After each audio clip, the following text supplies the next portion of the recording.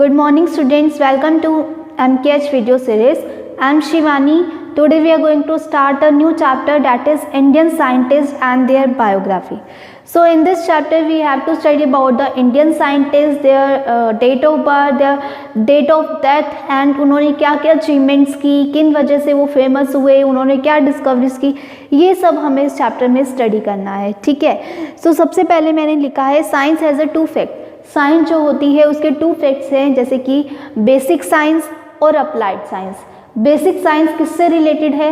Basic science develop the scientific attitude, understanding and knowledge. यानी कि basic science को पढ़कर हम नॉलेज ले सकते हैं और अपने अंदर कोई साइंटिफिक एटीट्यूड ला सकते हैं. ठीक है. साइंटिफिक एटीट्यूड यानी कि कोई अगर हमें कुछ डिस्कवरीज वगैरह करनी है तो हमारे अंदर साइंस की तरह सोचने की आदत बन जाती है, हमारी हैबिट बन जाती है. इसको हम बेसिक साइंस कहते हैं. अप्लाइड साइंस में क्या होता है? उस नॉलेज को क्या करना? यूज़ करना, उसकी एप्लीकेशन को ध्यान में रखना. अप्लाइड साइंस का मतलब है एप्लीकेशन, यानी कि साइंस की एप्लीकेशंस को पढ़ना कि हम इस चीज़ को, इस नॉलेज को हम कहाँ यूज़ कर सकते हैं, उसको हम अप्लाइड साइंस कहेंगे. ठीक है. तो सबसे फर्स्ट जो साइंटिस्ट है हमारे वो है सुश्रुत. कौन है? सुश्रुत. अब ये कौन थे? Dissident of Vishwamitra. जो विश्वामित्रा थे उनके बाद वाली जनरेशन थी. डेसिडेंट का मतलब होता है जैसे कि अब मेरे आगे आने वाली जनरेशन होगी तो वो मेरे क्या होंगे? डेसिडेंट होंगे. तो उसी तरह से जो सुश्रुत थे वो विश्वामित्र के क्या थे? डेसिडेंट थे. यानी कि विश्वामित्र के आगे आने वाली जो जनरेशन थी वो कौन सी थी? सुश्रुत थी. ठीक है. यानी कि विश्वामित्र के आगे कौन पैदा हुए? सुश्रुत पैदा हुए. इतना ध्यान रखना. इनका बॉर्न कब हुआ था? 600 बिफोर सेंचुरी, 600 BC में इनका बर्थ हुआ था. He learned primary medical education in the ashram of Dhanvantari. इन्होंने अपनी मेडिकल की एजुकेशन कहाँ से पूरी की? In the ashram of Dhanvantari. Dhanvantari के आश्रम में इन्होंने अपनी मेडिकल साइंस की क्या की? स्टडी की. ठीक है. He was known as a father of plastic surgery.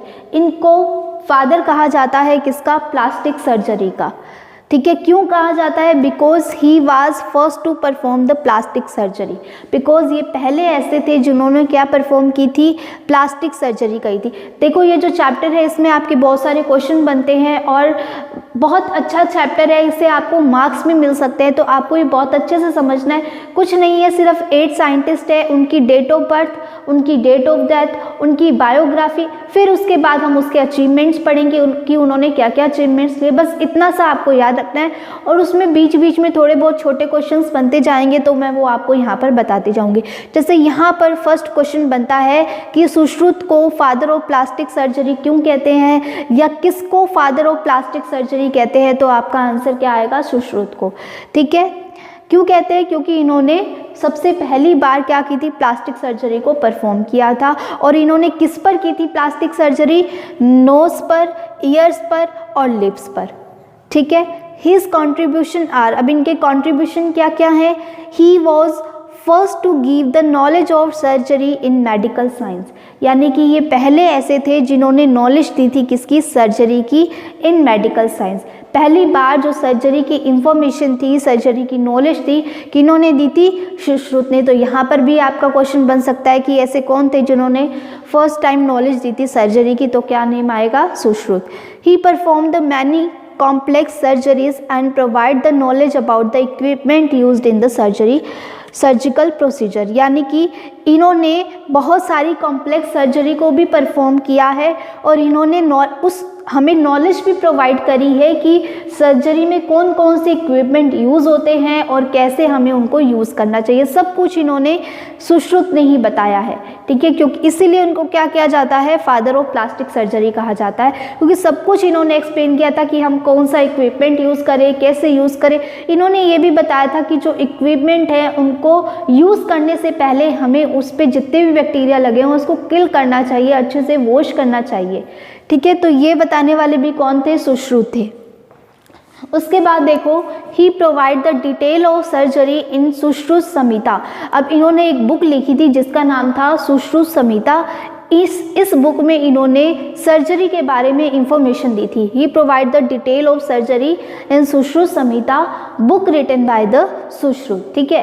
He also gave the idea of cleaning procedure of operation area and he directed to heat the equipment to kill the bacteria. इसका मतलब क्या है, यानी कि ये पहले ऐसे person थे जिन्होंने ये बताया था कि जब भी आप ऑपरेशन कर रहे हो तो सबसे पहले तो वो ऑपरेशन का एरिया बिल्कुल क्लीन होना चाहिए, ठीक है। जहाँ पर भी आप ऑपरेशन कर रहे हो वो एरिया जो है पूरी तरह से क्लीन होना चाहिए, वहाँ पर कोई भी बैक्टीरिया प्रेजेंट नहीं होना चाहिए। क्यों? क्योंकि अगर हम ऑपरेशन करेंगे तो हो सकता है बाहर से कोई बैक्टीरिया उनकी बॉडी के अंदर चला जाए, फिर अंदर जाके वो नुकसान करे। इसीलिए जब भी ऑपरेशन कर रहे हैं तो ऑपरेशन का एरिया मस्ट कंडीशन है कि जो ऑपरेशन का एरिया है वो क्लीन होना चाहिए। उसके बाद जो इक्विपमेंट हम यूज़ कर रहे हैं वो भी अच्छी तरीके से क्लीन होने चाहिए, उनके ऊपर भी कोई बैक्टीरिया प्रेजेंट नहीं होना चाहिए। अगर उसके ऊपर भी कोई बैक्टीरिया प्रेजेंट होगा तो वो हमारी बॉडी के अंदर एंटर कर जाएंगे, है ना, और हमारी बॉडी को नुकसान हो सकता है। तो उन्होंने ये भी बताया था कि ऑपरेशन एरिया तो क्लीन होना ही चाहिए, साथ में हम जो इक्विपमेंट यूज़ कर रहे हैं सर्जरी के लिए, किसी भी ऑपरेशन के लिए, उसको भी हमें अच्छी तरह से क्लीन करना चाहिए। और जब भी वो ऑपरेशन करते थे तो सारे इक्विपमेंट को कहाँ पर रखते थे? धूप में रख देते थे, हीट में रख देते थे, सनलाइट में रख देते थे, या फिर उसके ऊपर हीट लगाते थे, जिससे कि सारे के सारे बैक्टीरिया किल हो जाए। आपको पता है कोई चीज़ अगर हम धूप में रख देते हैं या उसको हीट देते हैं तो उसके अंदर जितने भी बैक्टीरिया होते हैं वो इतने गर्म टेम्परेचर में सर्वाइव नहीं कर पाते और वो वहीं पर किल हो जाते हैं। तो वो भी ऑपरेशन करने से पहले इसी टेक्निक का यूज़ करते थे, ठीक है। तो सबसे पहले इसके बारे में किसने बताया था? सुश्रुत ने ही बताया था कि हमें इस तरह से ऑपरेशन को परफॉर्म करना चाहिए। He used non poisonous leeches to prevent the blood clotting. देखो क्या होता है, लीचेस जो होती है आपको पता है वो क्या करती है? ब्लड को सक करती है, ठीक है। जब उन्होंने देखा कि जो लीचीज है वो ब्लड को सक करी है, अब ब्लड जब बॉडी से बाहर आता है तो बाहर आती उसके क्या बन जाते हैं? क्लोट्स बन जाते हैं। ये बात पता है ना, जैसे ही ब्लड बॉडी से बाहर आता है तो बाहर आते ही उसके क्लोट्स बन जाते हैं। लेकिन ये जो लीचीज होती है ये ऐसे सब्सटेंस को सेक्रेट करती है, ऐसे लिक्विड को सेक्रेट करती है कि जैसे ये ब्लड को सक करेगी और ब्लड बाहर आएगा तो ये जो सब्सटेंस जो इन्होंने सेक्रेट किया है वो इस ब्लड को क्या नहीं होने देगा? इस ब्लड की क्लोटिंग नहीं बनने देगा और ये इजीली उनको सक कर सकती है। क्या समझ में आया? ये जो लीचीज होती है ये ऐसे सब्सटेंस को सेक्रेट करती है, ऐसे लिक्विड को सेक्रेट करती है जो ब्लड को क्लॉट बनाने से रोकती है, जो ब्लड को क्लॉट बनाने से रोकती है और इजीली उस ब्लड को लिक्विड फॉर्म में सक कर जाती है। तो सुश्रुत ने सोचा कि ये जो लीचीज है ये इस तरह से कर रही है, तो उन्होंने क्या किया था? उन्होंने नॉन पॉइजनस, ये जो लीचीज होती है इनका सारा का सारा पॉइजन तो होता है, उन्होंने निकाल दिया था। नॉन पॉइजनस लीचीज ली थी और उसको एक पैकेट में डाल दिया और पैकेट में डालने के बाद उसमें वो ब्लड डालते गए और जब वो उसमें ब्लड डालेंगे और ये लीचीज क्या करती है? वो सब्सटेंस को सेक्रेट करती है, तो वो फिर से क्या करेगी? सब्सटेंस को सेक्रेट करेगी और जब वो सब्सटेंस को सेक्रेट करेगी तो उस पैकेट में जो ब्लड है वो क्या नहीं होगा? उसके क्लॉट नहीं बनेंगे, ठीक है, उसके क्लॉट नहीं बनेंगे और हमारा जो ब्लड है वो एज ए ही लिक्विड फॉर्म में रहेगा। तो इस चीज़ को भी उन्होंने ऑपरेशन में यूज़ किया, सर्जरी के टाइम पर यूज़ किया कि ब्लड के जो हैं वो क्लॉट्स नहीं बने, इसके लिए उन्होंने नॉन पॉइजनस लीचेस का यूज़ किया। He used the non-poisonous leeches to prevent the blood clotting. He provide the information about the antiseptic and sterilization much before the Joseph Esther. और ये जो एंटीसेप्टिक क्या होते हैं, स्टरलाइजेशन का मतलब क्या होता है? एंटीसेप्टिक तो सबको पता है, बैक्टीरिया को किल करने के लिए जो यूज़ होते हैं। स्टरलाइजेशन भी सबको पता है क्या होता है, ठीक है। तो ये जो इंफॉर्मेशन थी एंटीसेप्टिक और स्टरलाइजेशन के बारे में, ये सारी की सारी इंफॉर्मेशन किन्होंने दी थी? सुश्रुत ने दी थी। उन्होंने ये कहा था कि अगर हम किसी भी इक्विपमेंट को यूज़ कर रहे हैं तो सबसे पहले हम उसको एंटीसेप्टिक से क्लीन करें, उसको स्टरलाइज करें, तभी हम उसको यूज़ करें, क्योंकि एंटीसेप्टिक को स्टरलाइज करने से क्या हो जाता है? उसके सारे के सारे बैक्टीरिया किल हो जाते हैं और हम ब्लड क्लॉटिंग को रोकने के लिए क्या कर सकते हैं? नॉन पॉइजनस लीचेस का यूज़ कर सकते हैं, क्योंकि वो ऐसे सब्सटेंस को सेक्रेट करती है जो कि हमारी बॉडी में क्या रोकती है? ब्लड क्लॉटिंग, जो कि ब्लड को क्लॉट होने से रोकती है। तो ये सारी की सारी इंफॉर्मेशन किन्होंने दी थी? सुश्रुत ने दी थी सबसे पहली बार। और ये जो इंफॉर्मेशन है एंटीसेप्टिक और स्टरलाइजेशन उसके बाद जोसेफ एस्टर आए, इन्होंने भी एंटीसेप्टिक और स्टरलाइजेशन के बारे में बताया था, लेकिन किसके बाद बताया था? सुश्रुत के बाद बताया था। सबसे पहले तो किसने इंट्रोड्यूस किया था? सुश्रुत ने इंट्रोड्यूस किया था कि एंटीसेप्टिक और स्टरलाइजेशन क्या होते हैं। तो आपको इनकी अचीवमेंट याद रखनी है कि इन्होंने नॉन पॉइजनल लीचेस का यूज़ किया था, इन्होंने एंटीसेप्टिक और स्टरलाइजेशन को इंट्रोड्यूस करवाया था, क्लीनिंग प्रोसीजर को इंट्रोड्यूस करवाया था, ठीक है, डिटेल दी थी सर्जरी की। कौन सी बुक है इनकी? सुश्रुत संहिता। इन सब के बारे में आपको ये राउट डाउन करना है, ठीक है। Now let's move to another scientist. So next is Charak. Charak कौन थे? Charak was a great professor of Ayurveda of medical science. Medical science में आयुर्वेद के क्या थे? ये प्रोफेसर थे। He use to travel a lot to cure patient and educate them, यानी कि वो जगह जगह घूमते रहते थे पेशेंट को क्योर करने के लिए और उनको एजुकेट करने के लिए। सो ही वाज कॉल्ड चरक, इसीलिए उनको चरक कहा जाता है। क्वेश्चन आ सकता है कि चरक को चरक क्यों कहा जाता है? तो चरक का मतलब होता है टू वॉक, वॉक करना। तो वो क्या करते थे? वॉक करते थे, यानी कि घूमते रहते थे पेशेंट्स को क्योर करने के लिए, उनको एजुकेट करने के लिए एक प्लेस से दूसरे प्लेस तक, इसीलिए उनका नाम रख दिया चरक, ठीक है। अब इनके कंट्रीब्यूशन क्या क्या है? So his contribution are, he was to give the concept of digestion, metabolism and body immunity. जो डाइजेशन है, मेटाबॉलिज्म है और जो बॉडी इम्यूनिटी है, इन सब के बारे में बताने वाले कौन थे? चरक थे, ठीक है। According to him 3 main defect which imbalance cause different disease, यानी कि इनके अकॉर्डिंग क्या था? अगर बॉडी में कोई चीज़ इम्बैलेंस हो जाती है तो मेनली 3 डिजिट होती है। कौन कौन सी? पित्त, वात एंड कफ। कफ यानी कि कोल्ड, वात यानी कि एयर से रिलेटेड, ठीक है। तो ये सारी जो डिजीज़ है, ये जो तीनों डिजीज़ है, ये क्या हो जाती है? अगर हमारी बॉडी में कोई डिफेक्ट्स आ जाए, कुछ इम्बैलेंस हो जाए, जिसकी वजह से ये सारी डिजीज़, ये तीनों डिजीज़ हो जाती है। तो ये भी क्वेश्चन आ सकता है according to Charak, what are the 3 main defects which occurs due to the imbalance, ठीक है। दीज आर द पिट, वात एंड कफ, ओके। अब इन्होंने भी क्या लिखी थी? एक बुक लिखी थी जिसका नाम क्या था? चरक संहिता, ठीक है। It is written in Sanskrit, इसको संस्कृत में लिखा गया था। इट हैज़ 8 सेक्शन, इसके अंदर 8 सेक्शन थे, okay. He discuss about the principle of genetics. इन्होंने किसके बारे में डिस्कस किया था? प्रिंसिपल बताया था, किसका? जेनेटिक्स का। जेनेटिक्स का प्रिंसिपल बताया था।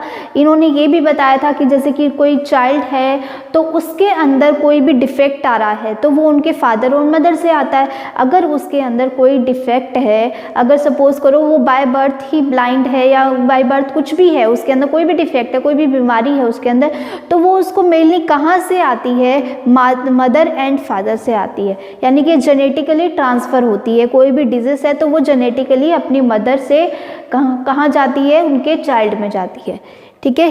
ही discuss about the principle of genetics.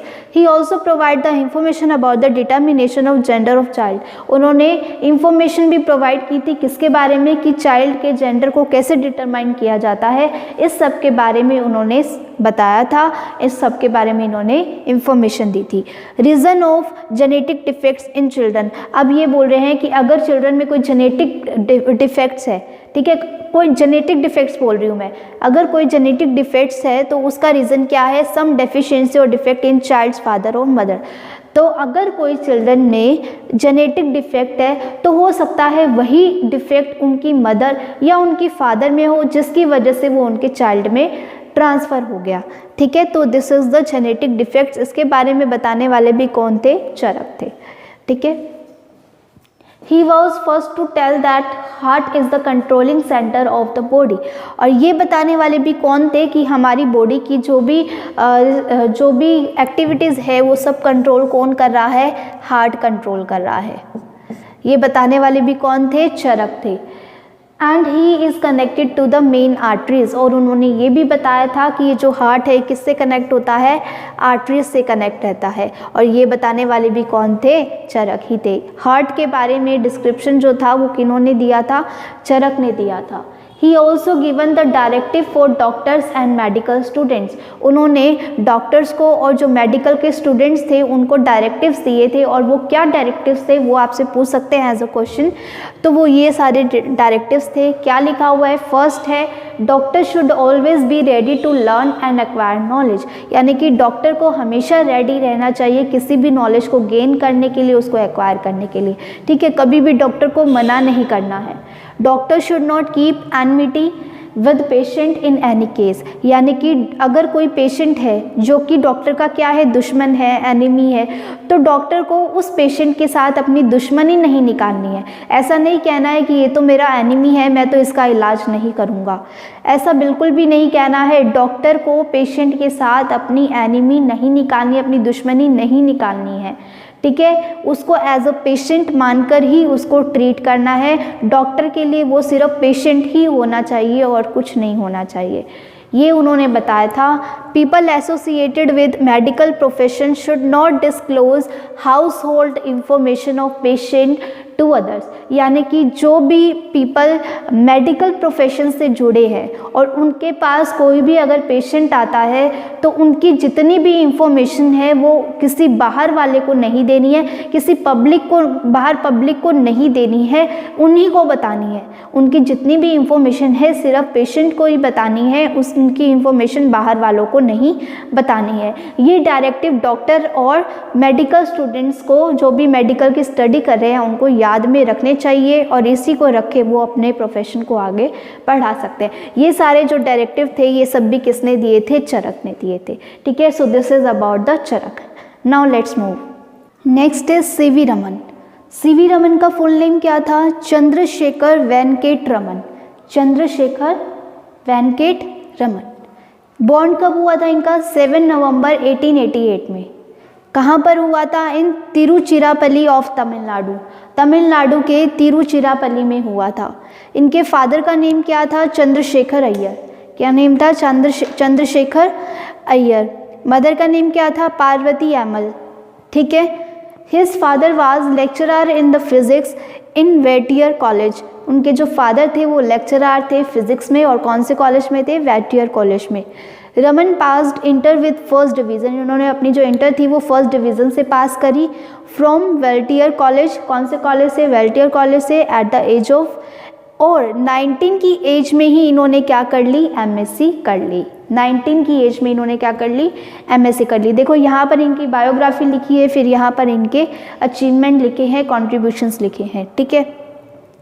उसके बाद है he pass the government competitive exam of, इन्होंने गवर्नमेंट एग्ज़ाम को भी क्लियर किया। कौन से सब्जेक्ट का था? इकोनॉमिक्स, इकोनॉमिक्स का था। In which literature, history, Sanskrit and political science were the topics, यानी कि literature, history, Sanskrit, political science ये सारे भी क्या थे? सब्जेक्ट थे। उस एग्ज़ाम को इन्होंने क्वालिफाई कर लिया था। उसके बाद है he joined as a deputy auditor general in government of India. जब उनकी सिलेक्शन भी हो गई थी गवर्नमेंट एग्ज़ाम में, उसके बाद इन्होंने deputy auditor as a general in government of India में इन्होंने ज्वाइन किया था। इस पोस्ट को इन्होंने ज्वाइन किया था, लेकिन इन्होंने यहाँ से रिज़ाइन कर दिया था। तो रिज़ाइन करने का रीज़न क्या रहा? क्योंकि जब ये यहाँ पर काम करते थे तो इनको बिल्कुल भी टाइम नहीं मिल पाता था अपनी रिसर्च करने के लिए। इनका जो मेन इंटरेस्ट था वो फिज़िक्स में था, तो इनको बिल्कुल भी टाइम नहीं मिल पाता था कि ये कोई साइंटिफिक रिसर्च करे। इसके लिए इन्होंने रिसर्च करने के लिए ही इन्होंने यहाँ से क्या कर दिया? रिज़ाइन कर दिया। So he resign from his government job because he was not able to give time to scientific research. उन्होंने गवर्नमेंट जॉब को रिज़ाइन कर दिया क्योंकि ये टाइम नहीं दे पाते थे किसको? साइंटिफिक रिसर्च को। He became the professor of physics in Calcutta university, और वो बाद में क्या बन गए? प्रोफेसर बन गए फिज़िक्स के। कहाँ पर? कलकत्ता यूनिवर्सिटी में। ही डाइड ऑन, उनकी डेथ कब हुई थी? 20 नवंबर 1970 में। कहाँ पर हुई थी? 20 नवंबर 1970 में हुई थी। और इनके ऑनर में 28 फरवरी को क्या बनाया जाता है? साइंस डे सेलिब्रेट किया जाता है, ठीक है। तो ये इनकी क्या होगी? बायोग्राफी होगी। अब हमें देखनी है इनकी कंट्रीब्यूशन। देखो कुछ साइंटिस्ट की डेट ऑफ बर्थ नहीं दे रखी, सिर्फ उनके कंट्रीब्यूशंस दे रखे हैं, तो कोई चिंता की बात नहीं है, जिसकी दे रखी है उसकी लर्न करनी है, okay. Contribution of CV Raman में क्या है, he gave the Raman effect in 1928। इन्होंने रमन इफेक्ट को एक्सप्लेन किया था, मेनली ये फिजिक्स से रिलेटेड है, फिजिक्स में पूरा का पूरा टॉपिक आता है, what is the Raman effect, Raman के ऊपर पूरा एक चैप्टर आता है। तो इन्होंने ये जो रमन का पूरा चैप्टर है ये किन्होंने डिस्क्राइब किया था, सीवी रमन, और उनके नेम पर ही इस इफेक्ट का नेम क्या रख दिया, रमन इफेक्ट। और ये कब इन्होंने दिया था, 1928 में इन्होंने दिया था। He got Nobel prize for it 1930, और 1930 में उनको इस इफ़ेक्ट को डिस्कवर करने के लिए इनको क्या कर दिया, नोबेल प्राइज़ से अवॉर्डेड कर दिया। ठीक है, अब रमन इफेक्ट क्या कहता है, रमन इफेक्ट ये कहता है कि अगर हम कोई भी मोनोक्रोमेटिक लाइट लेते हैं, मोनोक्रोमेटिक लाइट क्या होती है, जिसमें सिर्फ एक सिंगल लाइट होती है। अगर हम किसी ऑब्जेक्ट पर, ये ऑब्जेक्ट है, अगर हम किसी ऑब्जेक्ट पर एक मोनोक्रोमेटिक लाइट को फॉल करवाते हैं तो वो क्या हो जाएगी, इंसिडेंट लाइट होगी ना। कोई भी लाइट अगर किसी ऑब्जेक्ट पर फॉल होती है तो वो कौन सी लाइट होती है, इंसिडेंट लाइट होती है। और हमने कौन सी लाइट ली है, सिर्फ एक कलर की लाइट ली है, यानी कि कौन सी लाइट ली है, मोनोक्रोमेटिक लाइट ली है। हमने जब यहाँ पर लाइट को फॉल करवाया तो ये जो लाइट है ये 3 टाइप की स्कैटरिंग को शो करती है। ये जो लाइट है ये ऑब्जेक्ट से टकराने के बाद, कौन सी लाइट, मोनोक्रोमेटिक लाइट, ऑब्जेक्ट से टकराने के बाद 3 टाइप्स की स्कैटरिंग को शो करती है। अब देखो ये जो लाइट फॉल करवाई है ना मोनोक्रोमेटिक, इसकी फ्रीक्वेंसी हमने मान ली न्यू नॉट। फ्रीक्वेंसी क्या है, न्यू नॉट। क्या बोलते हैं इसको, फ्रीक्वेंसी, यानी कि लाइट की जो फ्रीक्वेंसी है वो इतनी है, कितनी है, न्यू नॉट है। और जैसे ही ये मोनोक्रोमेटिक लाइट की फ्रीक्वेंसी न्यू नॉट इस ऑब्जेक्ट पर फॉल हुई, उसके बाद इसने स्कैटरिंग शो की, और स्कैटरिंग शो करने के बाद 3 टाइप की स्कैटरिंग हमें मिली। एक स्कैटरिंग में तो हमें ऑब्जर्व हुआ कि जो न्यू स्कैटरिंग थी, स्कैटर होने के बाद जो फ्रीक्वेंसी आई, स्कैटर होने के बाद जो लाइट की फ्रीक्वेंसी आई वो पहले वाली फ्रीक्वेंसी से बिल्कुल मैच कर रही थी, जिसको इन्होंने नाम दे दिया रेले स्कैटरिंग। और दूसरी इन्होंने देखी कि कुछ स्कैटरिंग ऐसी भी है कि जो हमने जिस फ्रीक्वेंसी से लाइट को फॉल करवाया था उससे ज़्यादा फ्रीक्वेंसी की हमें स्कैटरिंग मिल रही है, उससे ज़्यादा फ्रीक्वेंसी की लाइट की स्कैटरिंग हो रही है, यानी कि इससे जो लाइट निकल के आ रही है उस लाइट की फ्रीक्वेंसी इस वाली फ्रीक्वेंसी से ज़्यादा है। न्यू नोट तो क्या है, ओरिजिनल फ्रीक्वेंसी है। न्यू डैश मैंने क्या बोल दिया, स्कैटर होने के बाद जो फ्रीक्वेंसी होगी।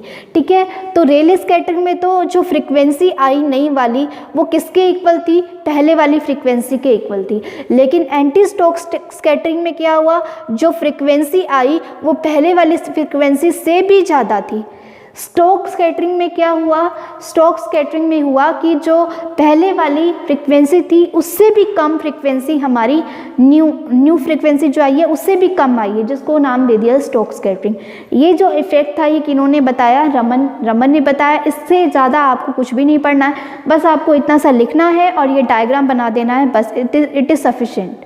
ओके, अब इन्होंने क्या बताया था, Raman effect is in elastic scattering. In elastic scattering होती है ये of photon by the molecule of medium, the scattered light contains the other frequency. जो स्कैटर्ड लाइट हो रही है उसके पास अदर फ्रीक्वेंसी भी है। देखो जैसे यहाँ पर एक्स्ट्रा फ्रीक्वेंसी आ गई ना, अदर फ्रीक्वेंसी भी है, इक्वल फ्रीक्वेंसी भी है और एडिशन में भी कोई फ्रीक्वेंसी है, in addition to frequency of incident light.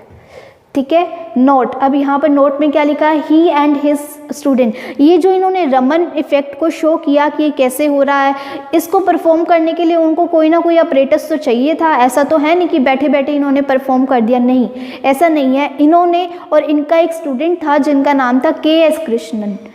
Krishnan नाम था। वो क्या कर रहे थे, एक्सपेरिमेंट कर रहे थे। अब इनको कुछ एक्सपेरिमेंट करना था तो वो क्या लेकर आए, मार्केट से अपरेटस लेकर आए, सिर्फ और सिर्फ 200 रुपीज़ का अपरेटस लेकर आए, इक्विपमेंट लेकर आए, और उससे इन्होंने इतनी बड़ी डिस्कवरी कर दी। सिर्फ और सिर्फ 200 रुपीज़ से उन्होंने इतनी बड़ी डिस्कवरी कर दी। सो he and his student K.S. Krishnan used very few and cheap equipment। बहुत सस्ता इक्विपमेंट इन्होंने यूज़ किया, अराउंड कॉस्टिंग 200 रुपीज़, और सिर्फ कितने रुपीज़ का था वो, 200 रुपीज़ का था। ठीक है, उसके अलावा इनके कॉन्ट्रीब्यूशंस क्या थे इन 19, एक तो रमन इफेक्ट तो सबसे मेन है, इसका अलग से क्वेश्चन आ जाता है कि explain the Raman effect given by the C.V. Raman. तो बस आपको इतना सा ही लिखना है। ठीक है, In 1990 he was appointed as the first national professor of government of India। 1919 में इनको क्या क्या अपॉइंट किया गया as a first national professor of government of India. 1954 में इनको भारत रत्न से क्या कर दिया, अवार्ड कर दिया, भारत रत्न से इनको अवॉर्डेड कर दिया। 1957 में इनको अवॉर्डेड किया लेनिन पीस प्राइज से, ठीक है। उसके बाद इन्होंने एक्सप्लेन किया और क्या कंट्रीब्यूशन थे, रमन इफेक्ट और ये सब तो थे, और क्या कंट्रीब्यूशन थे। इसके अलावा इन्होंने ये भी बताया था कि स्काई का कलर ब्लू क्यों होता है, और जो सी है उसका कलर ब्लू क्यों है, स्पेस का कलर ब्लैक क्यों है। इन सब का जो रीज़न था वो भी किसने बताया था, CV रमन ने। और उसका रीज़न क्या है, स्कैटरिंग की वजह से होता है, ठीक है। He also carried out the scientific research on the magnetic field. अब इसके अलावा इन्होंने किन किन चीज़ों में रिसर्च की है, मैग्नेटिक फील्ड के बारे में, एक्सरेज को डिस्कवर किया है, स्ट्रक्चर को, क्रिस्टल के स्ट्रक्चर को इन्होंने डिस्कवर किया है, एंड अकाउस्टिक्स इफेक्ट को इन्होंने स्टडी किया। अकाउस्टिक साउंड से रिलेटेड कुछ है, ठीक है। ही डिस्कवर्ड द, इसके अलावा और क्या किया है इन्होंने, he discovered the harmonic nature of the sound of Indian and western musical instrument. जो इंस्ट्रूमेंट होते हैं इंडियन और वेस्टर्न, उनके साउंड के हार्मोनिक नेचर को भी इन्होंने डिस्कवर किया है। और ठीक है, तो यहाँ पर ये CV रमन वाला आपको कंप्लीट हो गया। तो देखो, इन्होंने रमन इफेक्ट को बताया, इन्होंने magnetic field, x-rays, structure of crystals, acoustics और हार्मोनिक नेचर ऑफ साउंड को भी इन्होंने बताया है। इसके अलावा इन्होंने ये भी बताया है कि why the colour of the sea and space is blue, ठीक है। तो इन सब का जो रीज़न है कि इन्होंने एक्सप्लेन किया है CV रमन ने, तो ये आपको लर्न रखना है। Okay, so this is all about your lecture. In this lecture we have study about the 3 scientist. First is Charak, second is CV Raman and third is Sushruta. Okay, so I hope ये आपको अच्छे से समझ में आ गया होगा। इसको एक बार खुद रीड आउट करके देखिए, आपको अच्छे से समझ में आएगा। Thank you so much for watching, have a nice day.